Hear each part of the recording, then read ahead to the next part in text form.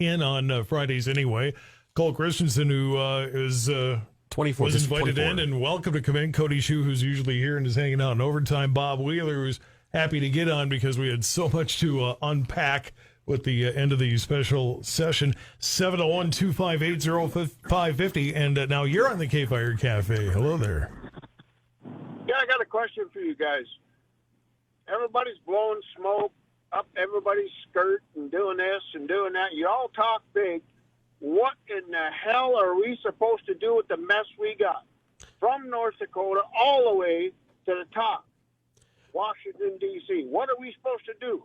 Are we supposed to pick up a gun and go? Give me some insight. Well, first off, what I could say is my reaction is probably going to be very similar to just about everyone's here, but I do want to get Cole's intake on this because he is an elected official. So, Cole, what do you think? Well, first off, I appreciate your sentiment because I find myself asking kind of the same question, where do we go from here? And at the end of the day, I'm reminded that I'm in this position because God put me here. There's a reason that these things are happening. There's a reason that I'm in the legislature. So a lot of things are bigger than myself, and I have to continually submit myself to God and ask that he would give me guidance. So looking forward, it's really difficult to know what to do. What I can say is you need to get involved in your community.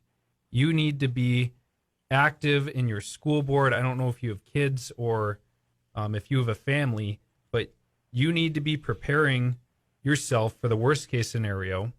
And then you need to do everything you can so that it doesn't get there. Because I don't want there to be times of conflict, even though, unfortunately, it looks like with all the worldly powers, there might be. So the first thing is get involved in your community. And what I mean by that is you take these issues that you see going on around you and you take them upon yourself. You get the right kind of guidance, the right kind of counsel on you see the problem. How do we get to a solution so that this doesn't keep happening? Maybe you have to run for office. Maybe it's running for county commission or city council. Maybe it's running for your school board. Maybe it's supporting people that are running for those positions. Because there's a lot of good people out there. They need the right people to be supporting them.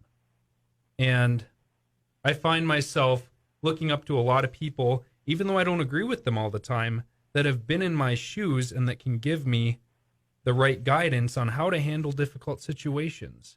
And so when we look at our future, it's like we're $29 trillion in debt. How do we fix that? Rather than trying to focus on the problem, let's focus on the alternative. How can we get past something that it looks like it's hopeless? It's like you create the alternative. Look at Bitcoin. Look at the hard assets, gold, silver.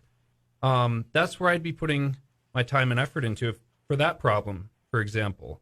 For federal overreach, there's a checks and balances system that we as citizens and people of America have to uphold. It is our God-given duty to fight tyranny.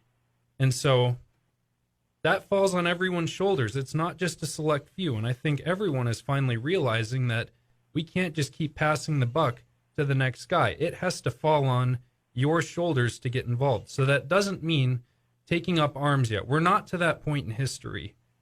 But there is certain lines that when they're crossed, it may come to that point. I will do everything I can to avoid that because I don't want it to have to get that far. Pray for guidance because this is a difficult time. Get in touch with your local reps. Build a relationship with your local cops, with your sheriff, your school board. That is something that you can do today that will pay dividends in the future. And that's where you can make a direct impact on your community. I mean, I couldn't agree more, except for the one thing I do have to say is that you have to be prepared today for that future, that if it does go that way.